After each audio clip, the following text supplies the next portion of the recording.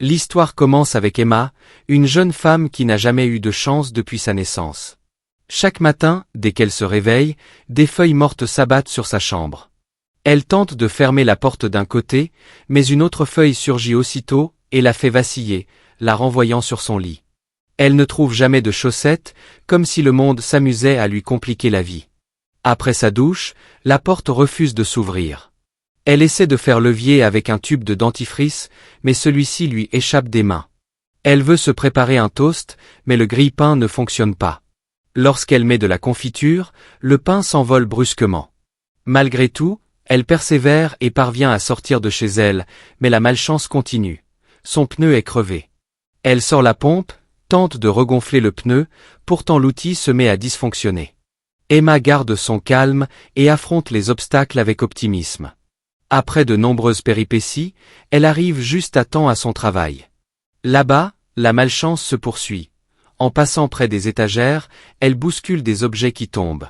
Un demi-produit est accroché au comptoir, et quelqu'un l'interpelle d'un ton sec. En ouvrant une boîte, elle se retrouve couverte d'épines de cactus, un nouveau coup du sort. Quand la journée se termine, Emma veut manger, mais il n'y a plus de place. Elle s'assoit donc au bord de la route, et croque un sandwich. Un chat noir s'approche, mignon et curieux. Elle lui parle de ses soucis pendant un long moment, mais l'animal, lassé, finit par prendre le sandwich et s'enfuit. Emma se sent rejetée même par le chat. Désemparée, elle se relève et aperçoit une pièce brillante par terre. Elle la glisse dans sa poche sans y prêter grande attention, ignorant que cet objet pourrait changer son destin. Le lendemain, surprise. Ses devoirs sont déjà faits, comme par magie. Les éboueurs ramassent les feuilles mortes et la fenêtre se referme toute seule, empêchant les saletés d'entrer. Elle trouve facilement des chaussettes, et même la machine à pain qui ne fonctionnait jamais se met à marcher parfaitement. En observant la pièce qu'elle a ramassée, elle reconnaît un trèfle à 4 feuilles gravées dessus, un symbole de chance. Pour tester sa nouvelle fortune, Emma tartine du pain de confiture et le lance en l'air. Il retombe face. Elle recommence, encore face. Pleine d'excitation, elle frappe une assiette, et celle-ci revient vers elle tandis que le pain se pose doucement dans sa main. Au travail, tout devient plus simple. Elle range les produits sans effort, le cactus ne la blesse plus, et devient même un petit compagnon inoffensif. La vie d'Emma semble enfin sourire, mais ce bonheur reste fragile, laissant présager que la chance peut changer à tout moment. Ainsi se poursuit son histoire, entre épreuve et espoir, comme un récit où le destin joue constamment avec elle. Un jour, alors qu'Emma se rendait aux toilettes, elle laissa glisser par mégarde sa pièce porte-bonheur dans la cuvette. Horreur! Les toilettes étaient à capteur, et l'eau s'active aussitôt. Emma se pencha prudemment, jambes écartées, tentant de récupérer la pièce au toucher. Au moment où ses doigts frôlèrent l'objet, une goutte de sueur coula sur sa joue. Sa chance venait de disparaître. Désemparée, elle se retrouva de nouveau au bord de la route. C'est alors qu'elle aperçut le petit chat noir qu'elle avait déjà rencontré. L'animal miaula, puis un grondement étrange résonna. Emma eut un choc, le chat semblait parler.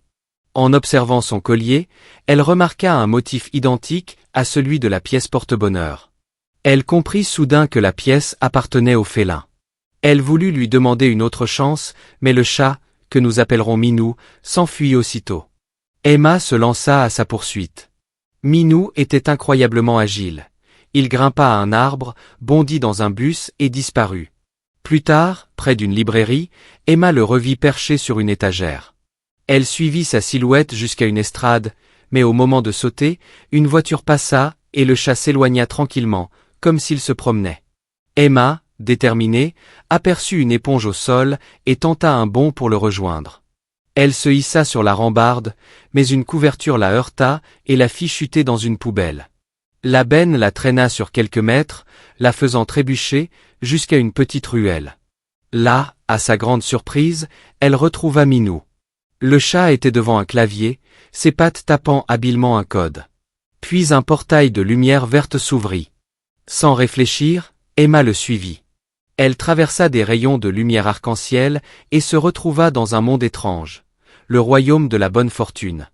Dans ce lieu, la chance régnait en maître.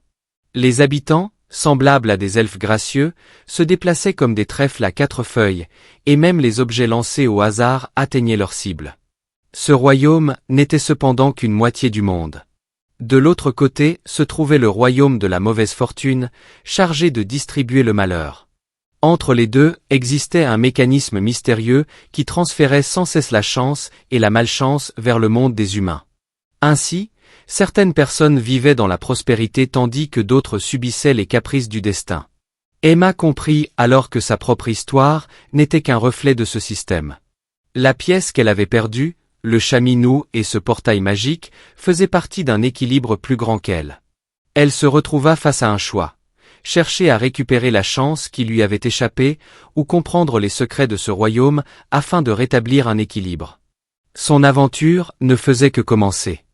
Après avoir désactivé le dispositif qui distribuait la fortune illusoire, Emma observa le royaume de la bonne fortune se transformer.